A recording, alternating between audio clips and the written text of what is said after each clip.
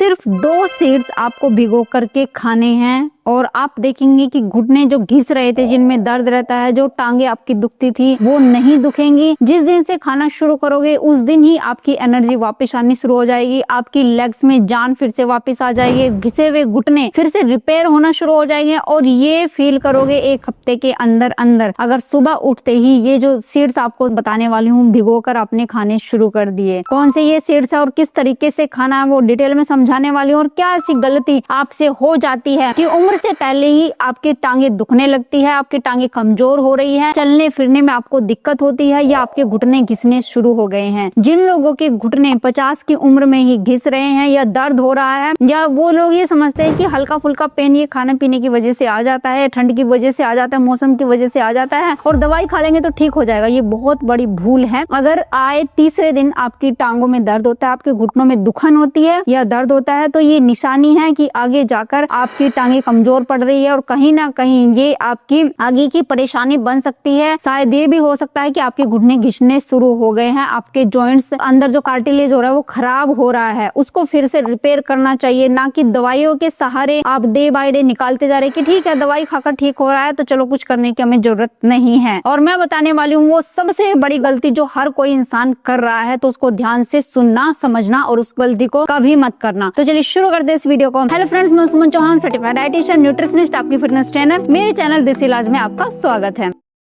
तो चलिए पहले गलती आपको बता देती हूँ कि क्या गलती आपसे हो रही है। देखो, आपने सुना ही होगा रोटी चावल खाते हैं उससे क्या होता है, वेट बढ़ता जाता है और कहीं ना कहीं वेट गेन होने की वजह से भी डॉक्टर आपको ये बोलते हैं कि आपके घुटने घिस रहे हैं, वजन कम करो, ये बोलते हैं ना। तो आप क्या करते हो घर पे आके कि भाई मुझे तो डॉक्टर ने बोला वजन कम करो। वजन कम करने का तरीका आपके पास है, खाना कम कर दो। अब लोग क्या कर रहे हैं कि जैसे ही 50 साल की उम्र में आते हैं या आजकल महिलाएं भी जैसे 30-40 साल की उम्र में आती है तो उनका वेट गेन होना शुरू हो जाता है और फिर प्रेशर आता है उनकी टांगों के ऊपर। डॉक्टर यही बोलते टांगों में दर्द हो रहा है तो वेट कम कर लो। अब ऑप्शन यही है कि खाना छोड़ दो। तो सब महिलाएं या फिर जेंट्स भी लगा लो, तो सब क्या सोचते हैं कि ठीक है हम खाना बंद कर देते हैं, अरे 1-2 टाइम नहीं खाएंगे तो क्या दिक्कत आ जाएगी, तो वो छोड़ देते हैं, वो सब कुछ ही छोड़ के बैठ जाते हैं। फिर क्या होता है, धीरे धीरे आपका मेटाबॉलिज्म स्लो हो जाता है। खाना कम खाओगे, मान लिया आपने ब्रेकफास्ट छोड़ दिया, ठीक है पहले खाने की आदत थी, 2-4 दिन बॉडी आपको फील कराएगी, आपको भूख लगेगी, तेज भूख लगेगी। उस दौरान आप क्या कर रहे हो कि खाना तो खाओगे नहीं, लेकिन कहीं से 1-2 चीजें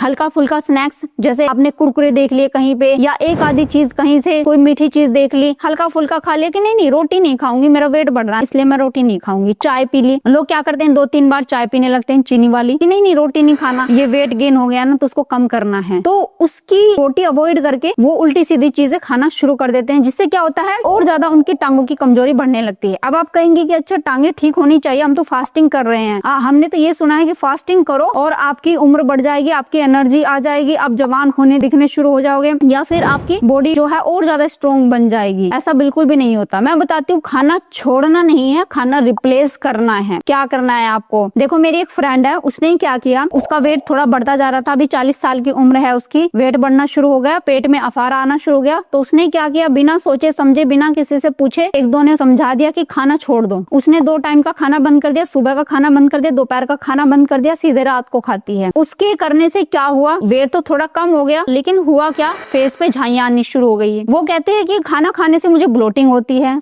उसने खाना बिल्कुल ही छोड़ दिया। तो उसने गलत किया क्या सही किया, आप मुझे कमेंट करके बताओ। चलिए मैं आगे बढ़ती हूँ। देखो होता क्या है, जब आप खाना बिल्कुल छोड़ देते हो, जब बॉडी को कुछ देने लिए बॉडी आपको भूख फील कराती है। जब आप कुछ भी नहीं देते तो क्या होता है, मेटाबॉलिज्म स्लो हो जाता है, बॉडी को ये लगने लगता है कि इस टाइम अब मुझे खाना नहीं मिलेगा। 2-4 दिन वो इंतजार करती है और फिर वो जिस टाइम पे आपको भूख लगती है उस टाइम वो बोलते हैं कि इस टाइम खाना नहीं आ रहा, तो इसका मतलब एंजाइम रिलीज करना बंद कर दो, जो कि आपके खाने को पचाते हैं। जब एंजाइम वो रिलीज होना बंद हो जाते हैं, लेकिन आप क्या करते हो, महीने के बाद 2 महीने के बाद किसी फंक्शन में चले गए, वहां पे लोगों ने बोला आपको कि जब फंक्शन में आए तो कुछ खा ही लो, अब तो कुछ खा लो। जब आप खाएंगे तो फिर से आपको दुगनी ब्लोटिंग होगी, दुगनी एसिडिटी बनेगी, खाना डाइजेस्ट नहीं होगा और आप शायद बीमार भी हो सकते हो। फिर आप कहोगे कि अच्छा मैंने तो फास्टिंग भी करी थी, बॉडी को डिटॉक्स भी किया था, लेकिन मुझे तो खाने से और ज्यादा ब्लोटिंग हो रही है, मुझे तो और ज्यादा वीकनेस फील हो रही है और ज्यादा मेरी टांगे दुखने लगी है। तो ये इसीलिए होता है, देखो विटामिन मिनरल्स की डेफिशिएंसी बहुत ज्यादा बढ़ जाती है। अब जैसे आप रोटी चावल खाते थे, ठीक है, उसमें कुछ प्रोटीन है, कुछ कार्बोहाइड्रेट है, उससे आपकी बॉडी को एनर्जी मिलती है, लेकिन आपने जो वो खाना खाया उसमें विटामिन मिनरल्स की डेफिशिएंसी है, जो कि बढ़ती उम्र में आपको जरूरत होती है। तो आपको क्या करना है, जो खाना पहले से खा रहे थे जिससे आपकी बॉडी कमजोर होती जा रही थी, शायद उस खाने में कुछ कमी है, आपको ये सोचना है। उस खाने की जगह पे वो खाना रिप्लेस करना है। बॉडी का मेटाबॉलिज्म स्लो ना हो, फास्ट रहे, क्योंकि खाने से ही हमारी बॉडी बनती है, हमारी बॉडी को एनर्जी मिलती है, हमारे सेल्स रीग्रो करते हैं, फिर से रीजनरेट होते हैं, हमारे मसल स्ट्रॉन्ग बनते हैं। तो आपने उस खाने को रिप्लेस करके आपने वो खाना ऐड करना है जिसमें ढेर सारे विटामिन मिनरल्स हो, जिसमें लाइव एंजाइम हो, जो आपकी बॉडी को हर एक मसल्स को मजबूती दे। अब एक एग्जांपल आपको देती हूँ, जैसे ये पक्षी है। अगर आपको लगता है कि सब लोग ये बोल रहे हैं कि खाने में बहुत सारे केमिकल्स आजकल डाले जाने लगे हैं, जैसे दालों में, अनाज में, तो इसलिए खाना छोड़ दो, क्योंकि वो पेस्टिसाइड जो डाले जाते हैं वो हमारी बॉडी को नुकसान पहुंचाते हैं। अब छोटा सा एग्जांपल देना चाहती हूँ, जितने भी पशु पक्षी है, जानवर है या गाय भैंस है, सब चारा खा रहे हैं, या जो पक्षी होते हैं वो फ्रूट्स ही खाते हैं, पेड़ों से फल खाते हैं, चिड़िया है दाना चुगती हैं, कहीं ना कहीं अनाज ही होता है, वो दाना चुग के अपना पेट भरती है। अगर ये केमिकल इतने खतरनाक होते, इतना ज्यादा खतरनाक होता, क्योंकि हमारी बॉडी भी अपने आप को डिटॉक्स करती है, अगर वो बॉडी के लिए इस कदर खतरनाक होते तो शायद जानवर जो हैं, जो भी घास फूस खाते हैं, या पशु पक्षी है जो दाना खाते हैं, फल खाते हैं, वो इस दुनिया में आज मिलते ही नहीं। ऐसा हो सकता था अगर ये इतनी खतरनाक है। चलिए दूसरी बात पे बढ़ते हैं। अब जैसे एक पक्षी है, फल फ्रूट्स खाता है, ठीक है, उसके अंदर भी केमिकल जा रहे हैं, वो उसको नुकसान पहुंचा रहे हैं। अब जैसे उसका जीवन जो है वो 10 दिन का है, मान लिया खाना खाकर उसके 2 दिन घट जाते हैं, जो केमिकल उसकी बॉडी में जा रहा है, ठीक है, उसने उसकी उम्र को घटा दिया, वो 8 दिन अब जिएगा। लेकिन अगर वो खाना नहीं खाएगा, वो बिल्कुल छोड़ के बैठ जाएगा, तो क्या 2 दिन भी वो रह पाएगा? तो उसकी जिंदगी कब खत्म हो रही है? अगर वो खाना ही छोड़ देगा कि नहीं, मुझे तो अपनी बॉडी को डिटॉक्स करना है, अब मैं खाना ही छोड़ देता हूँ क्योंकि इसमें केमिकल है, तो कितने दिन जी पाएगा?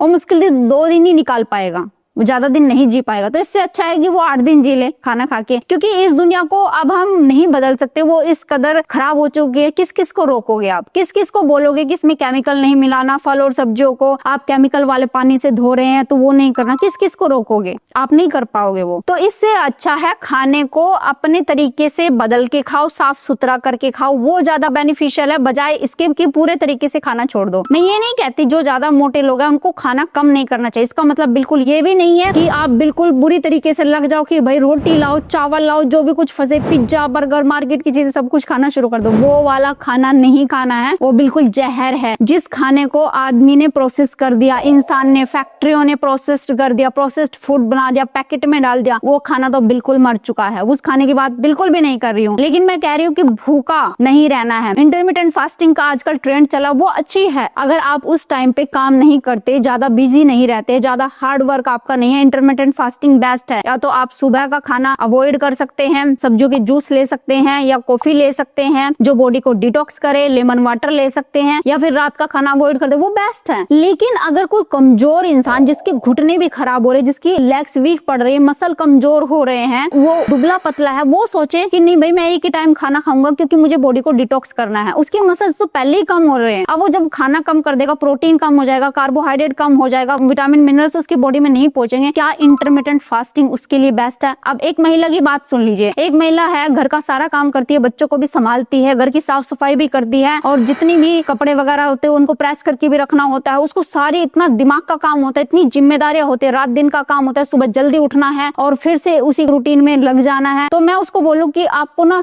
दिन में बिल्कुल भी खाना नहीं खाना, क्योंकि बॉडी को डिटॉक्स करना है, सिर्फ रात में आप खा सकते हैं। उसकी बॉडी 1 हफ्ते तक तो उसका रेस्पॉन्स करेगी, ठीक है, जो अंदर पड़ा हुआ है वो उसको एनर्जी दे देगा, लेकिन क्या वो उठ पाएगी बेड से? नहीं उठ पाएगी, क्योंकि उसको ढेर सारी एनर्जी चाहिए। एनर्जी कहाँ से मिलती है? एनर्जी हमें खाने से मिलती है। तो करना क्या है? अब मेन पॉइंट पे आते, करना क्या है? खाने को रिप्लेस करना है। जैसे हम क्या करते हैं कि सिर्फ 3-4 रोटी लेके बैठ जाते हैं, इतनी सी सब्जी ले लेते हैं, बस वो हमारा खाना हो गया। देखिए जैसे हमने अनाज लिया, अनाज को हमने आटा बनाया, आटे को फिर गैस के ऊपर पका के रोटी बना रहे हैं। अब रोटी में इतने विटामिन मिनरल्स नहीं होते कि वो आपकी भरपाई कर सके। तो करना क्या है? आपको उस खाने को रिप्लेस रिप्लेस करना है ढेर सारे विटामिन मिनरल से। आपको क्या करना है, ढेर सारी सब्जियां ऐड करनी है, कलरफुल सब्जियां होती है जितनी, उसको ऐड करो। फिर देखो कि कितनी एनर्जी आपकी बॉडी में भरती है। अब आटे में ढेर सारा कार्बोहाइड्रेट होता है, उसी की वजह से मोटापा बढ़ता चला जाता है, विटामिन मिनरल्स की कमी हो जाती है, अफारे आने लगता है, क्योंकि जो एंजाइम खाने को डाइजेस्ट करने के लिए आपकी बॉडी में होने चाहिए वो तो आपकी बॉडी को मिल नहीं रहे। तो आपको क्या करना है, आप सब्जियों के जूस पियो। धनिया पत्ता हो गया, खीरा हो गया, आंवला ऐड कर सकते हो उसमें, जो भी गाजर है, जो भी आपके पास सब्जियां हैं जिनको आप कच्चा खा सकते हो, कच्चा खा सकते हो, कच्चा खाओ। जूस बना के पी सकते हो, जूस बना के पियो। जो फ्रूट्स को पूरा फल खाना है, फाइबर के साथ खाना, फाइबर ज्यादा से ज्यादा ऐड करो। आटे में भी आप ग्रीन वेजिटेबल, जितनी भी पत्ते वाली सब्जियां हैं उनको आप पीस करके डाल सकते, ग्राइंड करके डाल सकते हैं। अच्छा, केमिकल की बात करती हूँ, जैसे हम डरते रहते हैं कि अच्छा इनमें तो केमिकल है, सब्जियों को छोड़ दो, फलों को छोड़ दो। अरे आप बेस्ट चूज करो ना अपनी तरफ से। देखो जैसे मैं कहूँ